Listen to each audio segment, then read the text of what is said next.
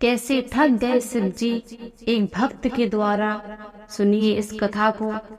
शिव तन में है, शिव मन में है, शिव सारी सृष्टि जगत में है, शिव ही शिव है हर कण कण में, यह सारी सृष्टि बसी है शिव में। हर हर महादेव। कहानी, ये बात बहुत पुरानी है।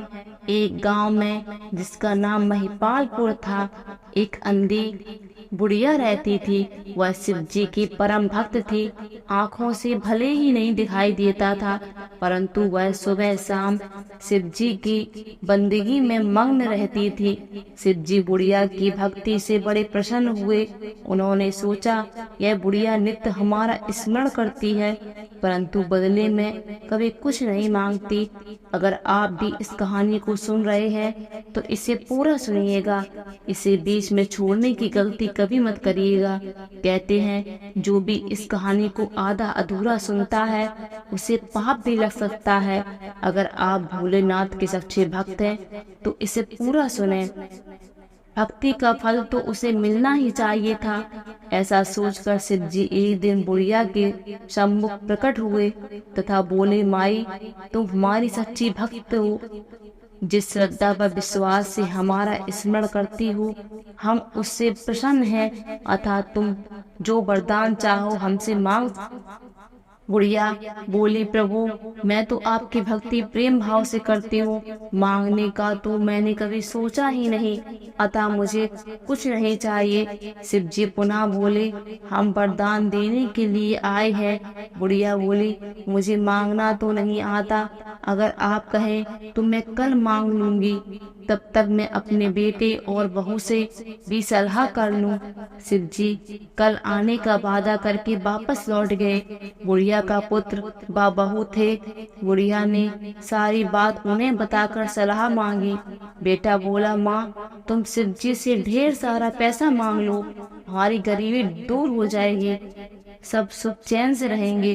बुढ़िया की बहू बोली, नहीं, आप एक सुंदर पोते का वरदान मांगे, वंश को आगे बढ़ाना वाला भी तो चाहिए। बुढ़िया बेटे और बहू की बातें सुनकर असमंजस में पड़ गई। उसने सोचा, यह दोनों तो अपने अपने मतलब की बात कर रहे हैं। बुढ़िया ने पड़ोसियों से सलाह लेने का मन बनाया।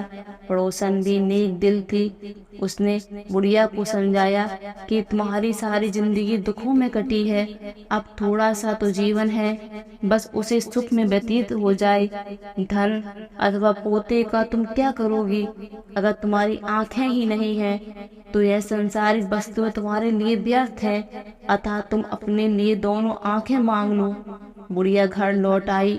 बुढ़िया और भी सोच में पड़ गई।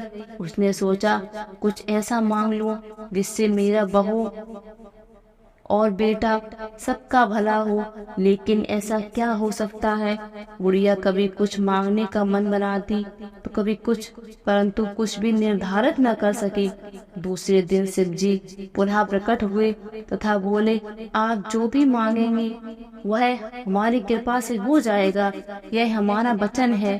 शिव जी के पावन वचन सुनकर बुढ़िया बोली, यदि आप मुझसे प्रसन्न हैं तो कृपया मुझे मन इच्छित वर दीजिए।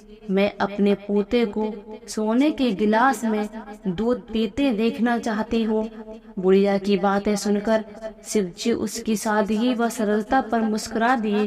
बोले, तुमने तो मुझे ठग ही लिया।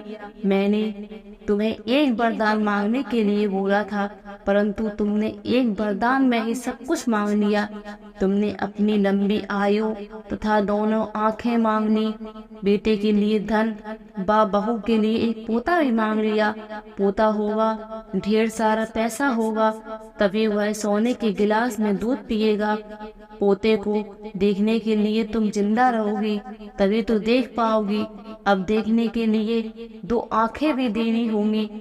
फिर वह बोले, जो तुमने मांगा वे सब सत्य होगा। यूं कहकर शिव जी अंतर ध्यान हो गए। कुछ समय पाकर शिव जी की कृपा से बुढ़िया के घर पोता हुआ। बेटे का कारोबार चल निकला तथा बुढ़िया की आंखों की रोशनी वापस लौट आई। बुढ़िया अपने परिवार सहित सुखपूर्वक जीवन व्यतीत करने लगी। तो इस प्रकार से एक बुढ़िया ने शिव जी को आखिर ठग ही लिया।